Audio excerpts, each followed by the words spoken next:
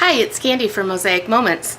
Today I want to share with you some wedding photos from my sister's wedding, and she got married at King's Castle in Canterbury Village, so I thought it was perfectly fitting to use the Canterbury Border Set to accent her wedding. So this is the border, and it comes in sizes from 1 square all the way up to 4 squares.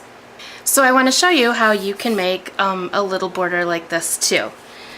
And this is the new watercolor paper from Mosaic Moments, and it's grid paper on one side, and then it's really 12 by 12, this sheet is cut.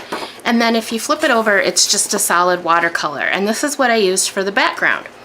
So that's the first thing we're gonna cut, and I used the B set, which is the purple set.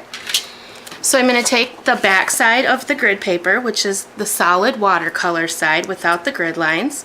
I'm going to put my B die on here and crank it through.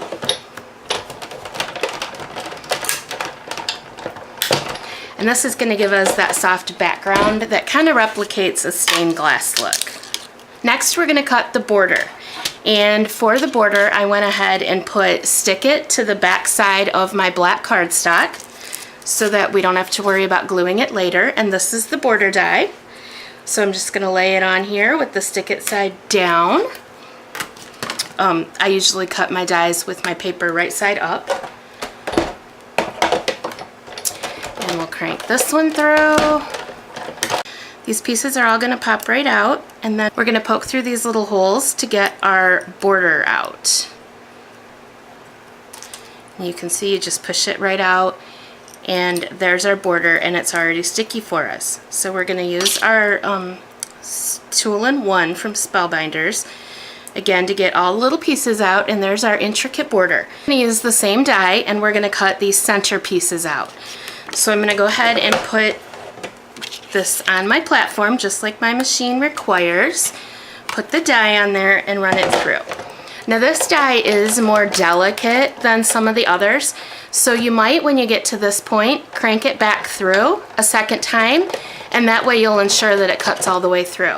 Sometimes I found when I was cutting it out, sometimes it cut perfectly the first time, and sometimes I had to go through twice. Now we're ready to assemble our die. So the first thing that I'm going to do is put a bit of adhesive on the back side of the watercolor paper, put it where I want it, lining it up perfectly on the grid lines. So I'm going to use the tweezers to pull it off the back side, stick it backing off the back side. So now we've got a sticker. And tweezers are great for that, especially if you have a beautiful manicure and your nails are just too thick to get in there, or you don't have any nails at all. So now we have our border laid. Now I'm going to use just a glue pen real quick and put some adhesive in each of the diamonds. And then I'm going to tuck these in. Again, I like to use my tweezers because then I can see better what I'm doing and I get them lined up better. My fingers tend to block my view. Okay, so there's our border. Then, just to add a little touch of elegance, these are called glitter dots, and they're basically just stickers that are resemble gems. They're just simply sparkly stickers that are going to fit perfectly right in the center. You could use any gems, any color. And there we've made our elegant border. Just like I did on my sister's page. And you can run it either way, and I love it. It adds such an elegant touch.